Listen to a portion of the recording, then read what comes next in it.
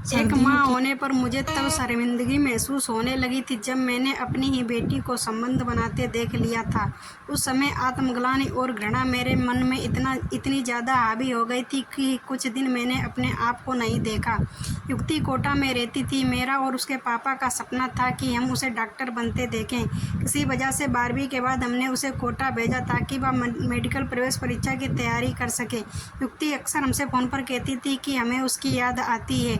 इस बार उसके पापा ने सुझाव दिया कि मैं युक्ति के जन्मदिन पर उसे सरप्राइज़ देने कोटा चली जाऊं।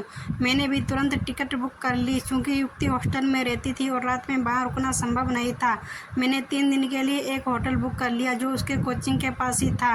मैंने यह इसलिए किया ताकि किसी भी सूरत में उसकी पढ़ाई प्रभावित ना हो। जन्मदिन से 1 दिन पहले मैं कोटा पहुंची। होटल में चेक इन करते समय रजिस्टर में अपना नाम दर्ज किया। वहीं मेरे नाम के ऊपर युक्ति नाम लिखा देखा। मैंने महज इसे एक सहयोग समझकर नज़रअंदाज कर दिया और अपने कमरे में चली गई। लेकिन यह बात मेरे मन में खटकने लगी। रिसेप्शन पर जाकर मैंने जानकारी मांगी, लेकिन उन्होंने गोपनीयता का हवाला देकर कुछ भी बताने से इनकार कर दिया। मैंने युक्ति को फ़ोन किया। उसने कहा कि वह कोचिंग में है और बाद में बात करेगी, लेकिन उस समय उसका कोचिंग का समय नहीं था। रात में मैंने दोबारा फ़ोन किया तो उसने कहा कि समय ज़्यादा लाइट ऑफ कर सो रही है और फिलहाल बात नहीं कर सकती। मैंने उसे ज़्यादा परेशान नहीं किया और अगले दिन के लिए तैयारी में लग गई। अगले दिन मैं हॉस्टल गई और वार्डन से बात की। वार्डन ने बताया कि युक्ति 3 दिन के लिए बाहर गई है। उन्होंने कहा कि वह अपने घर गई है क्योंकि उसकी माँ की तबीयत खराब थी।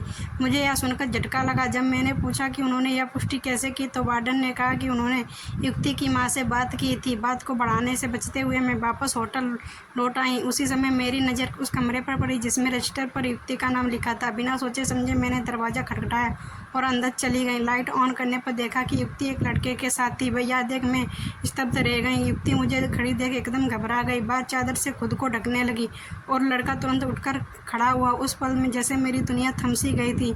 मेरी बेटी जिसने हमें बड़े अरमानों से कोटा भेजा था पढ़ाई के नाम पर, आज एक लड़के के साथ उस हालत में देखकर मेरे पैरों तले ज़मीन खिसक गई थी। युक्ति की आंखों में डर, शर्म और अपराध बोध साफ झलक रहा था। मैंने कुछ भी नहीं कहा, बस कहा वहाँ से वापस लौट गई और अपने कमरे में आकर दरवाज़ा बंद कर लिया। रात भर मैं सो नहीं सकी। एक माँ के भीतर 2 जज्बात लड़ रहे थे, एक उसकी बेटी से घृणा का और दूसरा उसकी चिंता का। मैं खुद को ही कोसती रही कि क्या यह हमारी परवरिश में कोई कमी रह गई या क्या हमने उसे बहुत ज़्यादा आज़ादी दे दी। क्या उसे समझ नहीं आया कि यह सब उसके करियर का है। सुबह होते ही युक्ति का फ़ोन आया। मैं उठाना नहीं चाहती थी, लेकिन माँ हूँ और एक माँ चाहकर भी अपनी संतान को नज़रअंदाज नहीं कर सकती। मैंने कॉल उठाया। आवाज़ धीमी थी, माँ सॉरी। मेरी आंखों से आंसू बह निकले। मैं कुछ भी नहीं बोल सकी, बस वही शब्द गूंजते रहे, माँ सॉरी। और मैं परेशान हो रही थी। कुछ ही देर बाद युक्ति खुद होटल आई। दरवाज़ा खोला तो देखा वो रो रही थी, काँप रही थी। मैंने उसे अंदर बुलाया। हम दोनों कुछ देर खामोश बैठे रहे। फिर उसने धीरे से कहा, माँ मुझे माफ़ कर दो। मैं जानती हूँ आपने जो देखा वो गलत था, पर मैं उस लड़के से प्यार करती हूँ। हम पिछले 1 साल से साथ हैं। वो मेरा सहपाठी है। माँ मैं बहुत अकेली हो गई थी। यहाँ हम दोनों की बहुत याद आती थी। वो ही मेरा सहारा बन गया था। मैंने उसकी ओर देखा। आंखों में आंसू थे, पर सच भी था। प्यार करना गुनाह नहीं है युक्ति, लेकिन समय और परिस्थिति की समझ भी ज़रूरी है। मैंने पहली बार शांति से कहा, तुमने यह सोचने की ज़रूरत नहीं थी कि हम नाराज़ होंगे, लेकिन यह भी ज़रूरी था कि तुम हमें भरोसे में लेती। और युक्ति की माँ ने मैंने युक्ति से पूछा, क्या वो लड़का तुम्हारे साथ गंभीर है? तुम्हारे भविष्य को लेकर क्या सोचता है? उसने कहा, हाँ माँ, हम दोनों पहले पढ़ाई पूरी करना चाहते हैं, फिर आगे चलकर शादी करना चाहते हैं। मैंने कहा, तो पढ़ाई ही इस वक्त तुम्हारी पहली प्राथमिकता होनी चाहिए।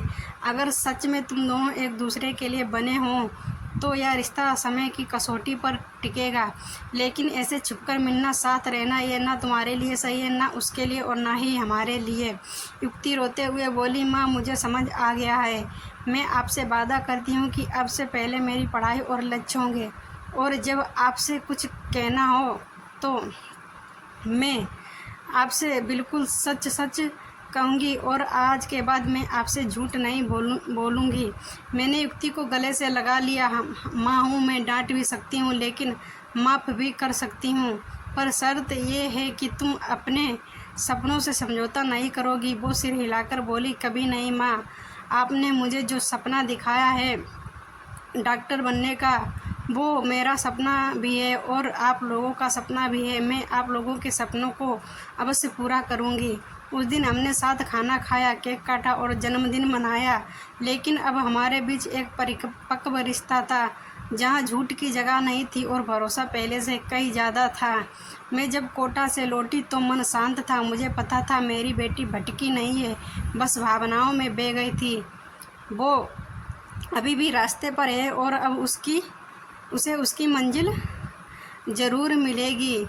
एक माँ होना सिर्फ जन्म देना नहीं होता है, बल्कि तब भी संतान का साथ देना होता है जब वो सबसे बड़ी गलती कर बैठे, क्योंकि अगर माँ नहीं समझेगी तो कौन समझेगा।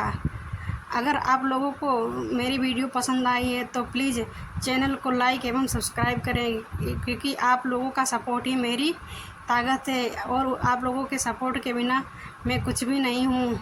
तो प्लीज़ चैनल को लाइक एवं सब्सक्राइब करें।